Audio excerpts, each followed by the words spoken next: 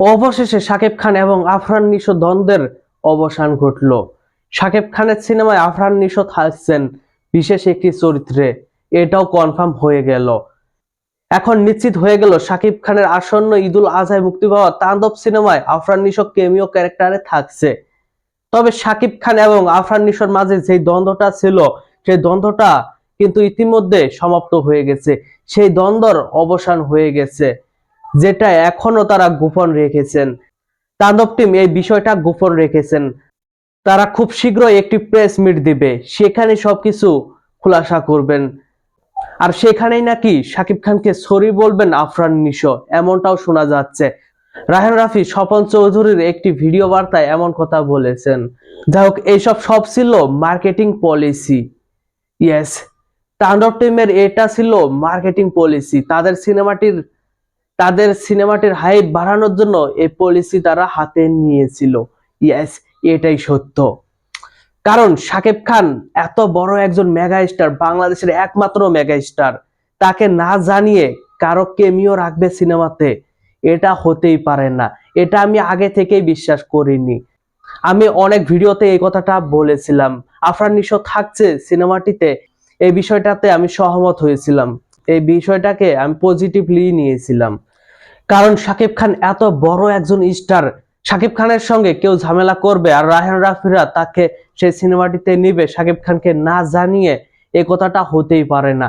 আমি কখনোই এই কথাটাকে বিশ্বাস করিনি। যাই হোক, এইসব ছিল কিছু ইউটিউবারের নাটক। ইয়েস, এটা ছিল কিছু ভিউ ব্যবসায়ী ইউটিউবারদের নাটক। যাই হোক, এইসব বিষয়ে আর গভীরে না যাই আমি আর গভীরে না যাই এইসব বিষয়ে। কেননা শাকিব খান ইতিমধ্যে প্রমোশন শুরু করে দিয়েছে। তিনি তার ফেসবুকের কভার ফটো হিসাবে তাণ্ডব সিনেমার পোস্টার লাগিয়েছে। যারা বলেছিল শাকিব খান তাণ্ডব সিনেমাটা বয়কট করেছে, দর্শকদের দেখতে মানা করেছে, সাকিবিয়ানরা দেখবে কি দেখবে না এটার দায়ভার শাকিব খানের নেই, এমন কথাও বলেছিল। শাকিব খান নাকি এমন করে বলেছিল, সবকিছুই আজকে ভুয়া হয়ে গেল। আর একটা কথা বলছি, তাণ্ডব টিম কিন্তু এতদিন চুপ হয়েছিল, এটার একমাত্র কারণ ছিল তাদের মার্কেটিং লাগে। সিনেমাটি মুক্তির যেহেতু আর বেশি দিন নাই, এখনো সিনেমাটি থেকে কোনো কিছুই প্রকাশ করতে পারেনি। মাত্র একটি গান, একটি টিজার প্রকাশ পেয়েছে। তুফান সিনেমায় যেমন প্রমোশন করেছিল তারা, এই সিনেমাতে তেমন প্রমোশন করতে পারেনি। এটার জন্যই তারা নেগেটিভ পাবলিসিটি করার চেষ্টা করেছে, তাদের সিনেমাটির যাতে আরো প্রমোশন বেশি হয়। এখন তো সবকিছু ক্লিয়ার। তাদের একটি 3 তারিখে প্রেস মিট হওয়ার কথা আছে। দেখা যাক সেই প্রেস মিটে আরো কি কি তথ্য দেন। আর হ্যাঁ, আবারও বলছি, আফরান নিশো কিন্তু ইতিমধ্যে শাকিব খানের কাছে ক্ষমা চেয়ে নিয়েছে, আমার যতটুকু মনে হয়। কারণ শাকিব খান কোনো দিনে মেনে নিবে না শাকিব খানকে কেউ অপমান করবে, শাকিব খানের ভক্তদের কেউ অপমান করবে আর সে তাকে তার সিনেমায় চান্স দিবে, এটা কোনোদিনই আমরাও ভাবতে পারি না। কারণ শাকিব খান একজন পরিপক্ক অ্যাক্টর, সে পরিপূর্ণ হয়ে গেছে, সে একজন মেগা স্টার, বাংলা ইন্ডাস্ট্রির একমাত্র মেগা স্টার। যাই হোক, এই পুরো বিষয় নিয়ে আপনাদের মতামত অবশ্যই কমেন্ট বক্সে জানাবেন।